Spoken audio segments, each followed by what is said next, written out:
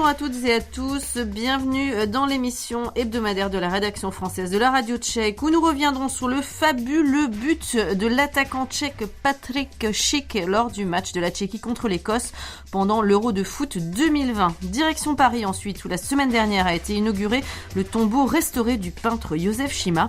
Et puis le monument national de Vítkov propose une exposition consacrée au parlementarisme en pays tchèque.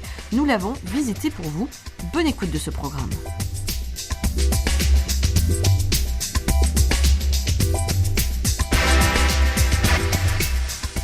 L'attaquant tchèque Patrik Schick est depuis la semaine dernière officiellement lauréat du but du tournoi de l'UEFA Euro 2020. On revient sur cet exploit avec Alexis Rosenzweig.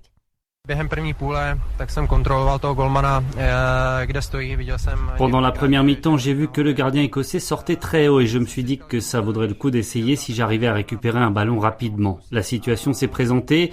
Du coin de l'œil, je me suis assuré qu'il était encore loin de ses cages et j'ai mis une frappe qui est retombée parfaitement, juste comme il fallait. Perfectně, parfait en français, c'est ce qu'avait déclaré Patrik Schick après ce but d'anthologie. Et nous, on avait titré « Le foot, c'est chic » après ce lob splendide qu'il a réalisé à la sortie de sa moitié de terrain contre l'Écosse le 14 juin. Plus de 45 mètres, Patrik leur a coupé la chic, Patrik Schick a le ticket choc, bon chic, bon genre, un lob pour faire chic, etc. S'il faut se montrer sur le front du jeu de mots, nous ne craignons pas la titraille épaisse, qu'on se le dise. Mais trêve de calembour, l'UEFA a donc annoncé mercredi soir que ce lob sidérant avait été élu meilleur but de la compétition. Le communiqué précise qu'en un peu plus de 24 heures, près de 800 000 votes ont été décomptés pour départager les 10 buts préalablement sélectionnés par les observatrices et observateurs techniques de l'UEFA. Parmi ces experts, il y avait des noms connus dont Fabio Capello, Corinne Diacre, Jean-François Domergue et également Dusan Fitzel, moins connu mais ancien joueur du Dukla et actuel entraîneur des jeunes du Sparta Prague. Les plus beaux buts du tournoi figuraient dans leur présélection, même si certains ont pu regretter l'absence de celui du Français Karim Benzema, marqué après un contrôle improbable contre la Suisse. C'est la frappe enroulée, toujours contre la Suisse, d'un autre joueur de l'équipe de France, Paul Pogba, qui finit en deuxième position de ce classement des plus beaux buts de l'Euro, juste devant l'extérieur du pied du ballon d'or croate Luka Modric contre l'Écosse. Du beau monde sur ce podium donc, et de quoi consoler Patrik Schick qui n'a pas remporté le soulier d'or du meilleur buteur malgré ses 5 réalisations, le même nombre que Cristiano Ronaldo, qui s'impose grâce à une passe décisive également à son actif. Beau joueur, le Tchèque a rendu hommage au Portugais qu'il a désigné comme son idole sur les réseaux sociaux en ajoutant même une icône signifiant qu'il était pour lui le plus grand joueur de l'histoire.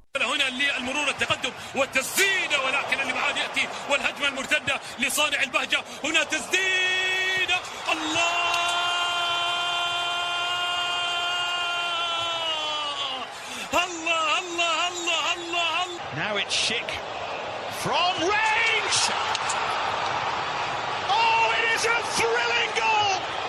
По команде Патрик Шик, удар поворотом, мяч летит и гол. À 25 ans, Patrik Schick a en tout cas marqué la compétition, comme vous pouvez le constater avec les commentaires dans le monde au moment où il a marqué son but. Patrik Schick qui a marqué la compétition comme l'avait fait Milan Baroš à l'Euro 2004 avec la sélection nationale.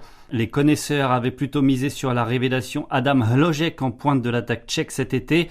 Mais la jeune perle du Sparta Prague n'a pas vraiment eu sa chance pour briller. Il en aurait peut-être eu l'occasion à la fin du quart de finale contre les Danois. Mais il n'était pas sur la feuille de match. Le succès de Patrik Schick reflète en tout cas le très bon parcours de l'équipe tchèque dans ce tournoi, avec des matchs tactiquement excellents, notamment contre les Pays-Bas, ce qui est de bon augure pour le sélectionneur.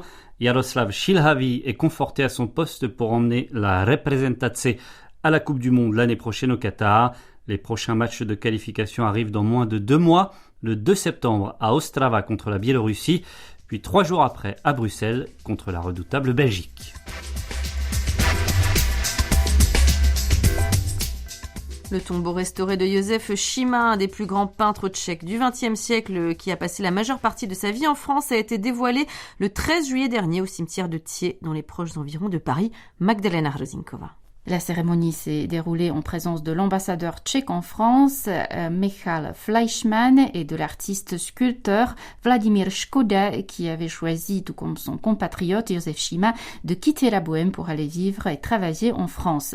Vladimír Škoda, 79 ans, a émigré en France en 1968 pour étudier d'abord à Grenoble, puis dans l'atelier du sculpteur César à l'École nationale supérieure des beaux-arts à Paris.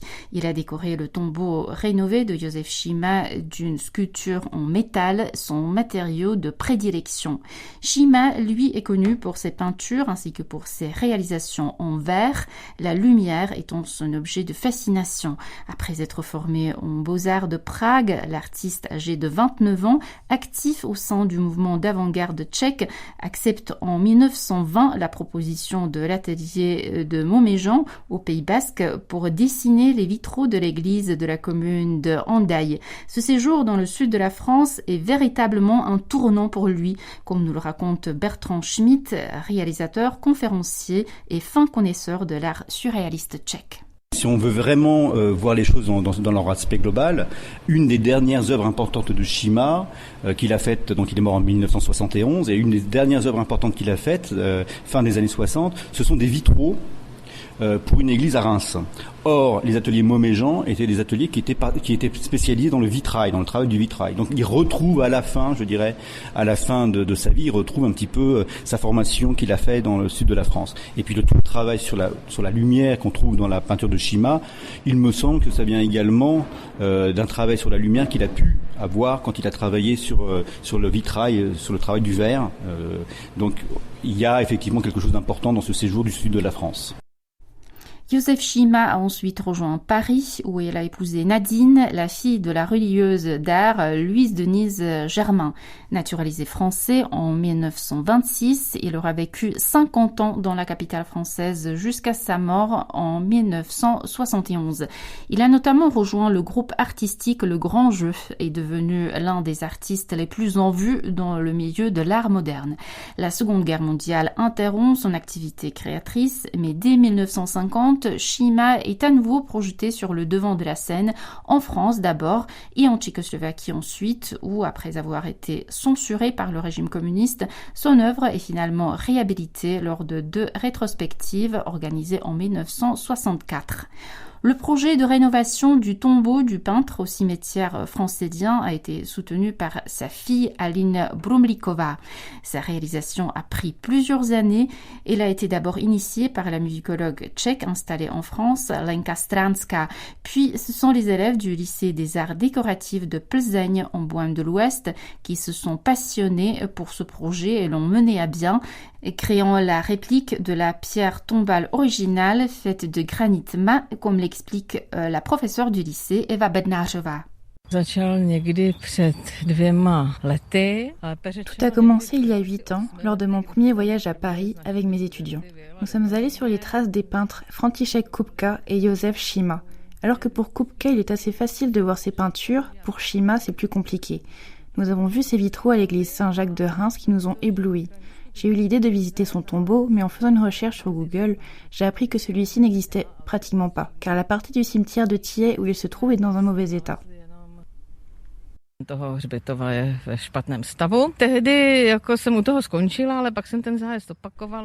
y a 2 ans, je suis partie à nouveau avec mes étudiants à Paris.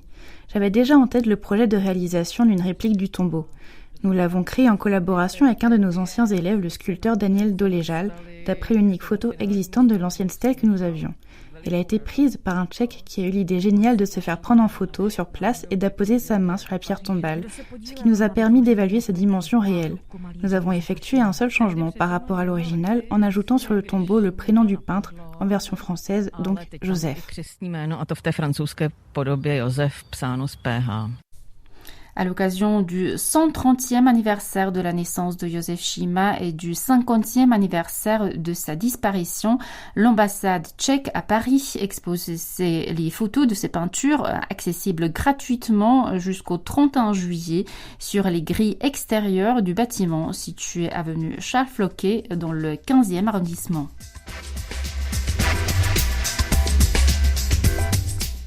Le Monument national de Vítkov propose jusqu'au 17 octobre une exposition inédite et interactive sur l'évolution du parlementarisme dans les pays tchèques de 1848 à 1992, une occasion originale de s'instruire sur le sujet à l'approche des élections législatives.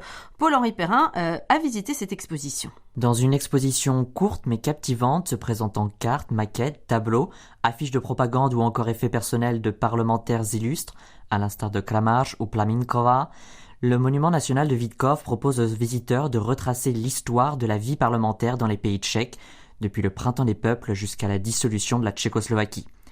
L'exposition regorge de détails et anecdotes concernant le pouvoir législatif dans les pays tchèques. On apprend ainsi, par exemple, que durant les années 1860, le vote ne s'effectuait pas à bulletin secret. Cela peut paraître assez surprenant pour nous, électeurs du XXIe siècle. Comment expliquer ce mode de scrutin? Est-ce que cela a fonctionné? Réponse du professeur d'histoire de la faculté de sciences humaines de l'université Charles, Michal Sterlik, qui est le commissaire de l'exposition. Tak hlavně si musíme uvědomit tehdejší kontext, protože volební právo bylo velmi omezené. Il faut d'abord prendre conscience du contexte de l'époque, car le droit de vote était alors très limité. Seules les personnes qui appartenaient à la noblesse ou qui étaient très riches pouvaient décider de la composition du Parlement. À ce moment-là, on ne considérait pas comme indispensable de décider secrètement, mais plus le droit de vote devenait massif, plus la pression exercée sur les électeurs s'accentuait et devait être résolue. C'est pourquoi le vote est devenu secret. Cependant, la situation autour de 1860 ne concernait encore qu'un tout petit groupe de personnes.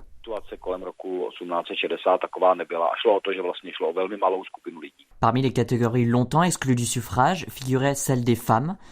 À partir de quand ont-elles commencé à jouer réellement un rôle au sein du Parlement dans les pays tchèques? C'est une situation assez intéressante car les femmes dans les pays tchèques n'ont pu voter jusqu'en 1919, date à laquelle elles ont voté pour la première fois. Mais il ne leur était toutefois pas interdit de se présenter. La politicienne et activiste Božena Víková-Kunětická s'était ainsi présentée avant la Première Guerre mondiale. Cependant, aucune n'a véritablement participé à la vie parlementaire car le système ne savait pas comment les y intégrer. Les femmes n'apparaissent réellement en politique qu'après 1919 ou 1920, quand elles votent pour la première fois durant la Première République, avec des personnalités comme Františka Plaminkova ou certaines activistes du Parti communiste nouvellement créé. Après la Première Guerre mondiale, la Tchécoslovaquie s'émancipe de l'Empire austro-hongrois. Le jeune État fait le choix d'un régime démocratique. Aujourd'hui encore, la Première République tchécoslovaque est considérée comme un modèle dans l'imaginaire collectif tchèque. Pourtant, durant cette période, la situation politique était particulièrement instable. De quelle manière le Parlement a-t-il géré la fragmentation du spectre politique? Comment la Tchécoslovaquie est-elle parvenue à éviter une dérive autoritaire, à la différence des pays voisins? La fragmentation du Parlement était vraiment importante, mais ce dont on doit surtout avoir conscience est la question de la nationalité. Au Parlement, en effet, n'entraient pas seulement des partis divisés sur le fondement des opinions politiques, comme les agrariens, les sociodémocrates et autres, mais aussi et avant tout des partis divisés selon la nationalité. Il y avait ainsi les partis allemands, polonais ou le très solide Parti catholique slovaque. Dès lors, pour être audible, la politique tchèque de Prague a résolu cette fragmentation grâce à une union assez régulière des partis tchèques. Cette union s'appuyait davantage sur le principe national que sur l'orientation politique afin de former un bloc tchèque consistant qui imposait ses vues. C'est de cette manière que les agrariens de droite ont pu collaborer avec les sociodémocrates de gauche. La nationalité et la nation ont donc joué un rôle. Ty české strany spíše na tom národním nacionálním principu než na tom názorovém. Concernant une quelconque dérive vers une dictature, il existait une tradition parlementaire assez forte avant même 1914. Cela signifie qu'il y avait une continuité relativement solide du parlementarisme. Il ne faut pas non plus oublier le rôle essentiel du président Masaryk, qui a été le garant de ce système démocratique, un système qui est devenu finalement une exception en Europe centrale en évitant un dévoiement vers une forme dictatoriale ou autoritaire. The year is 1935. Elections to the National Assembly of the Czechoslovak Republic, a country struggling with the aftermath of the Great Depression. Just like all the elections during the First Republic period, these are marked by a large number of candidate parties and political groups. The Agrarians, the Social Democrats, the People's Party, the Czech Fascists, Linkus Party and the Czechoslovak Communists, as well as the increasingly popular far-right Henlines Party compete for power. Elections to both houses of Parliament will take place on May 26th. Who will you vote for? À plusieurs reprises au cours de l'exposition, le visiteur peut remplir des questionnaires sur des écrans interactifs afin de savoir pour quel parti il aurait voté, s'il avait été électeur en 1907, en 1935, en 1946 ou en 1992. Cependant, aucun scrutin n'est proposé pour l'ère communiste. Durant cette période, en effet, la Tchécoslovaquie était dominée par le Parti communiste et une série de partis satellites qui lui étaient subordonnés. Quel rôle jouait alors le Parlement à cette époque-là?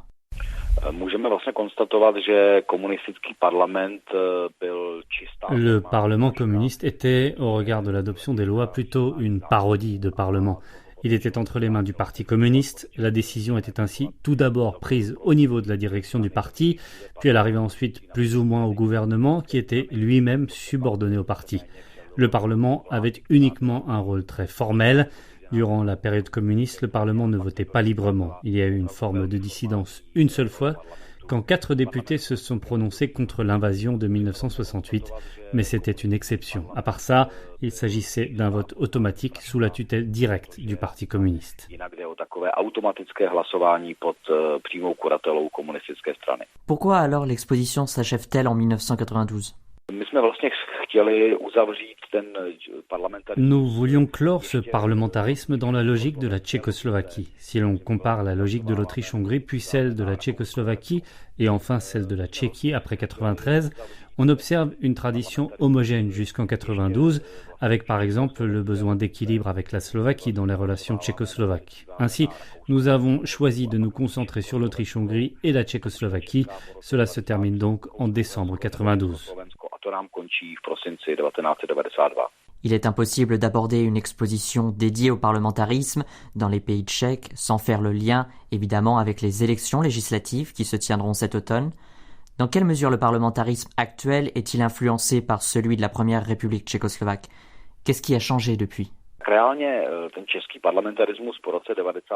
Le parlementarisme tchèque après 1992 est intimement lié à celui de la Première République, tout du moins d'un point de vue formel. Nous avons la Chambre des députés et le Sénat, mais l'on voit par exemple que le Sénat, durant la Première République, n'était pas si important. La différence la plus évidente concerne les nationalités. Formellement, le Parlement actuel suit celui de la Première République du point de vue du parlementarisme, de la démocratie ou du droit de vote. Toutefois, depuis l'expulsion des Allemands et la division de l'État avec les Slovaques, le Parlement est devenu ethniquement uniforme. C'est probablement la plus grande différence qualitative.